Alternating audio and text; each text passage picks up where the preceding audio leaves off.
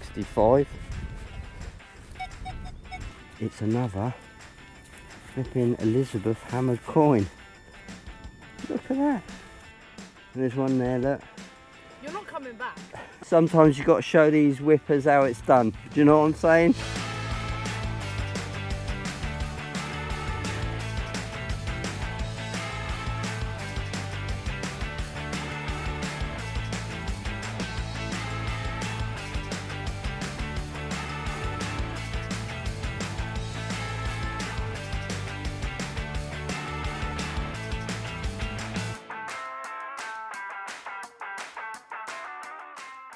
I've got a target here which I think is quite good, and I think it's time to perhaps have a little play around with that audio filter, because we don't talk about that much in the videos, do we? It's a bit of an unknown.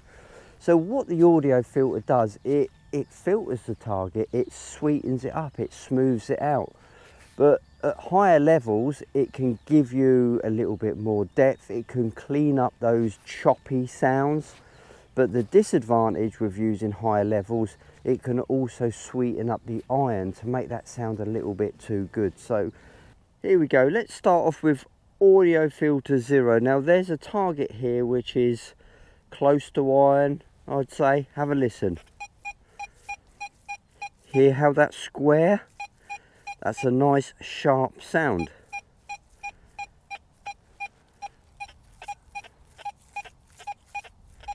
And there's the iron. Let's go up to audio filter 2. Now you'll notice that the signal has started being a little bit more feathered, isn't it? So is the iron being feathered. Let's go right up to the top, audio filter 5.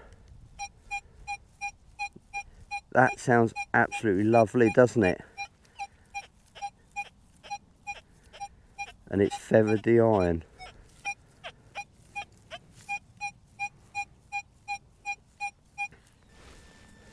And that's what it is. It's quite a nice little button, actually.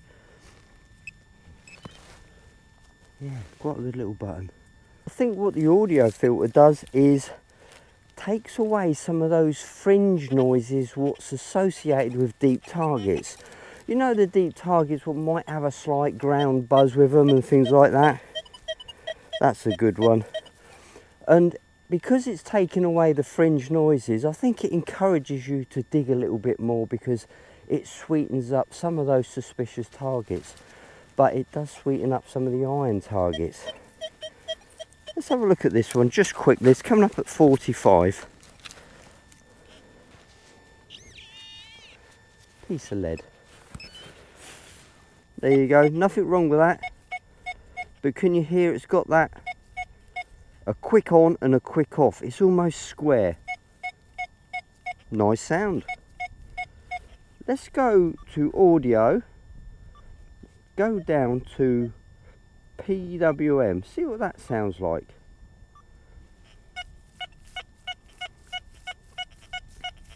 See, I don't like that as much. I think that's too raw. But it's just what your ears get used to, isn't it? Back to high square.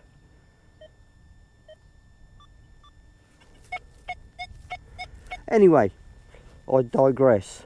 Audio filter. So that is on 0.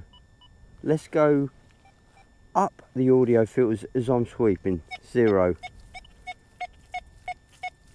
1. 2. 3. 4. 5. Sweeten that right up, hasn't it? Back to 0. So how do we get to the audio filter? That's really simple. Options, just there. And then just press the middle button to scroll around until you find audio. There it is. Press select. And there's the audio filter there. And on the same menu is the graphic equalizer, the PWM high square or square, and the audio volume. And that's as simple as that. That's how to get to the audio filter. So if you go back into the main menu, the next time you press options, it will remember the audio selection. Okay, so we know what the audio filter does now. It sweetens up the targets, but it also sweetens up the iron. So regarding this field today, what would be the setting to use where it doesn't make the iron sound good? So there's clearly an iron target there. I wonder if we can sweeten that up by using the audio filter at 0. Let's go up to audio 5. See what I mean? It's made that one not so obviously iron. Agreed, it's sweetened it up, but it's sweetened up the wrong target. Let's go back to 0.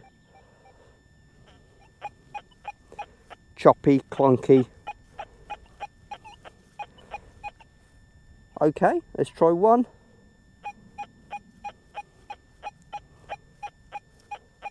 One's okay, I can still tell it's iron. 2.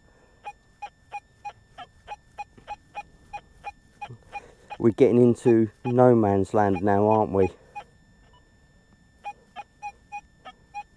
Do you know what? I don't think I would go above 1 on this field. Well, that's the audio filter all done and dusted. Let's do a bit of detecting. I really like the difference in contrast between the iron, the low conductors and the high conductors. There are some slight tonal differences because it's the full tone program, but the tonal differences seem to be quite bunched together, so you're really just hearing 3 tones.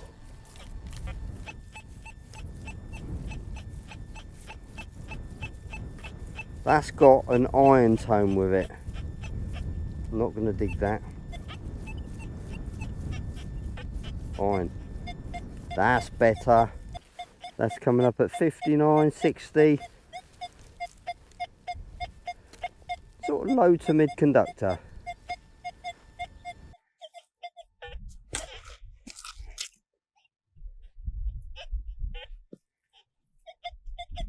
You can hear bits of iron around here as well.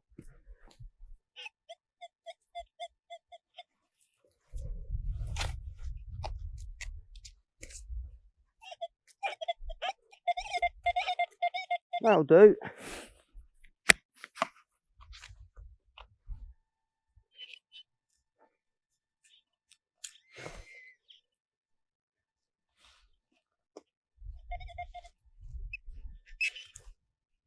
Is it going to be more lead?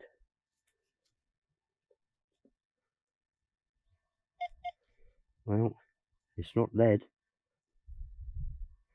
It's a tiny little, possibly a rose farthing or something like that. I think it's a little rose farthing, very, very thin. Don't know. But one out of sweet sound. This is a good one, mid-80s. Just got a good feeling about this one. Good feeling. Textbook signal. Could do with being a bit deeper, but we are on plough land, so doesn't really matter too much.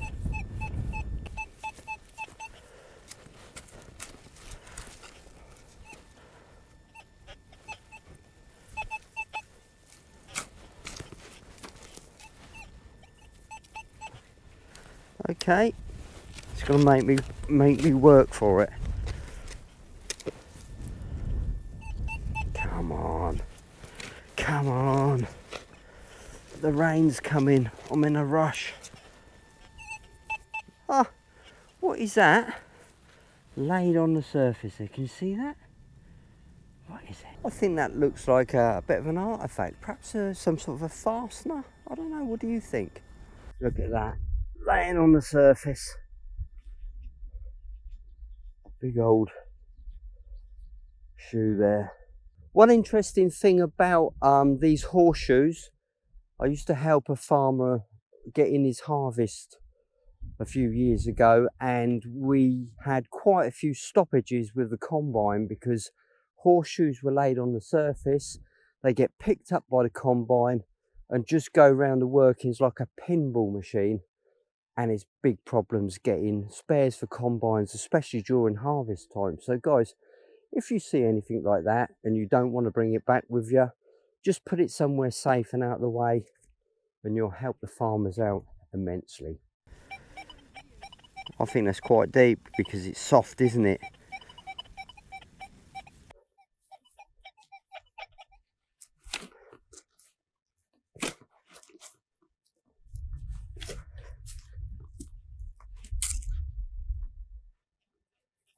Still down there. That was a deep one. Let's just hope it's something interesting now.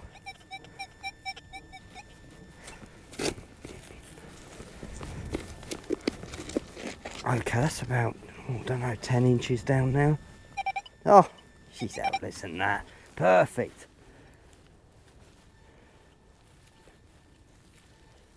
Nope, can't find it as usual. And we'll have to save ourselves a bit of time with this MI6.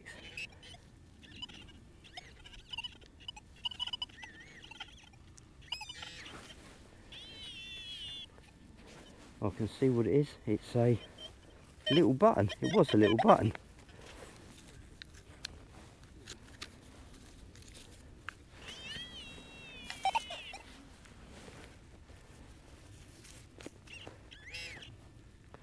There it is, look. It's a tiny little coin. I think it's another rose farthing. Pretty sure it is. That's a nice one. It's coming up at 58, 59, something like that. Love it.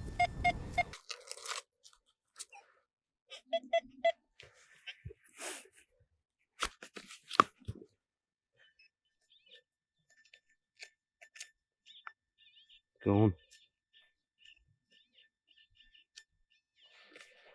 Didn't bring a trowel with me today either, because I thought we were on farmland. I won't need a trowel. Huh.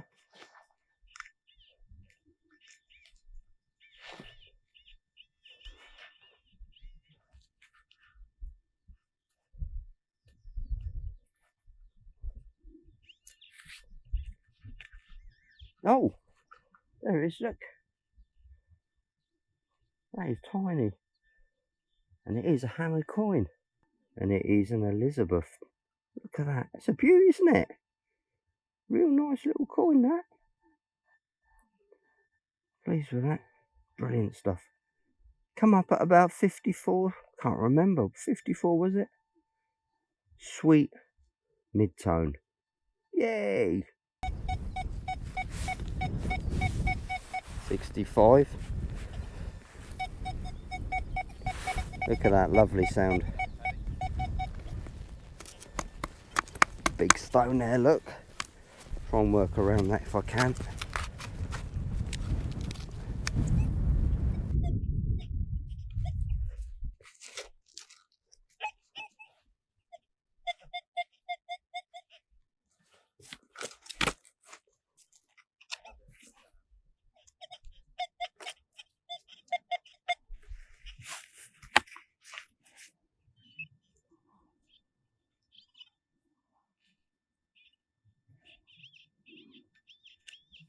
Well, whatever it is, I threw it away.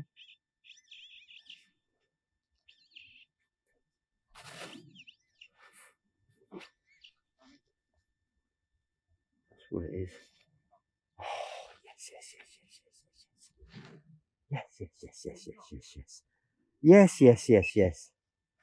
It's another flipping Elizabeth hammered coin. Look at that. Look, bent in half. Can you see that?